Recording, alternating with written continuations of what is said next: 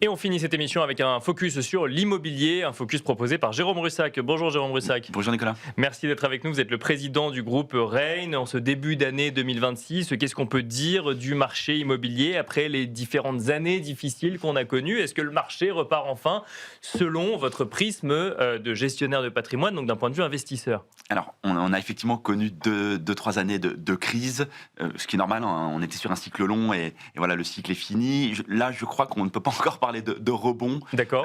plutôt de normalisation. Voilà, les prix ont fini de baisser, les taux se sont figés, on va dire. D'accord. Les vendeurs sont plus ouverts à vendre à des prix plus bas. Donc voilà, on est sur une normalisation de marché. Les choses repartent, mais je ne me précipiterai pas à dire qu'on est déjà sur un rebond. Est-ce que ça veut dire qu'il faut être plus sélectif dans ces actifs d'investissement? Alors clairement, en fait, on est passé d'un marché qui était facile, hein, on était dans une période historique avec des taux très bas. Maintenant, le marché s'est professionnalisé et c'est là où l'accompagnement et notre rôle, nous, des conseillers, va être primordial. Si on regarde les SCPI plus spécifiquement, comment est-ce que on appréhende cette classe d'actifs en ce début d'année 2026? On a vu quand même un certain nombre d'épargnants être un petit peu échaudés par les investissements SCPI ces dernières années. Comment est-ce que vous appréhendez ce début d'année? Oui, à juste titre, ils ont été échaudés. Bon, il faut pas fuir, hein, le marché de l'immobilier. Ça reste un des fondements, un des piliers d'une stratégie patrimoniale. Je crois qu'il faut regarder un certain nombre de critères. Les plus importants, bien sûr, reste la diversification, reste le long terme. Également, les chiffres, hein, on en débattait il y a quelques minutes. Je crois qu'il ne faut pas focaliser et s'enfermer sur les rendements ou sur certaines SCPI qui ont eu 1 ou 2 millésimes avec de très bons rendements, mais surtout regarder le long terme. Et je crois que... Donc on ne regarde pas les rendements court terme, on regarde long terme. Qu'est-ce qu'on regarde du coup si on regarde long terme? En fait...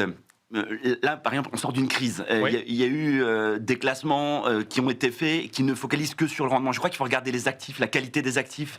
Aussi les équipes de gestion, celles qui sont inscrites dans le long terme et celles qui ont réussi à passer cette crise. On parle souvent des jeunes SCPI, on les met en avant, mais les jeunes SCPI n'ont pas encore été résilientes par rapport à la future crise. Donc voilà, il faut regarder l'ensemble et l'accompagnement de professionnels comme nous est bien sûr est important. Pourquoi est-ce qu'il ne faut pas regarder que le rendement? C'est-à-dire que, parce qu'effectivement, il y a un couple rendement-risque évident, donc plus il y a de rendement, plus il y a de risque forcément, et c'est un mauvais indicateur de regarder uniquement le rendement d'une SCPI à un instant T? En fait, on a fait croire, et je crois qu'on a fait partie tous de ça, que les SCPI, comme tout bien immobilier, ne pouvaient que monter, ne pouvaient être que rentables. Et là, le marché nous a rappelé que non. Et donc, le rendement est un des indicateurs. C'est un très bon indicateur, mais clairement, plus c'est rentable, plus c'est risqué. Et la combinaison de risque, de rendement, on va dire, de liquidité et de clairvoyance ne font jamais bon ménage. Donc, voilà, il faut avoir conscience de ça. Il faut être très, très long quand on est en immobilier. Moi, je ne cesse de le répéter. On parlait souvent de 10 ans, je crois qu'il faut aujourd'hui parler de 15 ou 20 ans et d'inscrire ça dans une stratégie vraiment longue et comprendre que le rendement implique du risque. Qu'est-ce qu'on fait aujourd'hui quand on est un particulier, qu'on se pose des questions d'investissement en ce début d'année? Est-ce qu'on investit en immobilier? Est-ce qu'on retourne sur les SCPI? Ou est-ce qu'on attend un petit peu en se disant le marché va redevenir le marché qu'on a connu en 2019, par exemple? Alors, la vraie question, pardonnez-moi de la reformuler, c'est pas le quand en investissement, le bon timing, personne ne l'a, même les meilleurs traders, je pense. C'est surtout le comment. Et donc, il faut revenir, il faut avoir une stratégie. L'immobilier, je l'ai dit, c'est un des fondements de notre stratégie, d'une stratégie patrimoniale des Français. Les Français adorent l'immobilier, donc il faut avoir des critères d'investissement. La diversification en est un, le long terme en est un, et surtout ne pas se focuser sur un seul chiffre, le fameux rendement, mais vraiment regarder l'ensemble. Et donc, c'est là où l'accompagnement des professionnels est important. Est-ce qu'on lisse ces investissements sur l'année? Bien sûr, et bien sûr, il faut...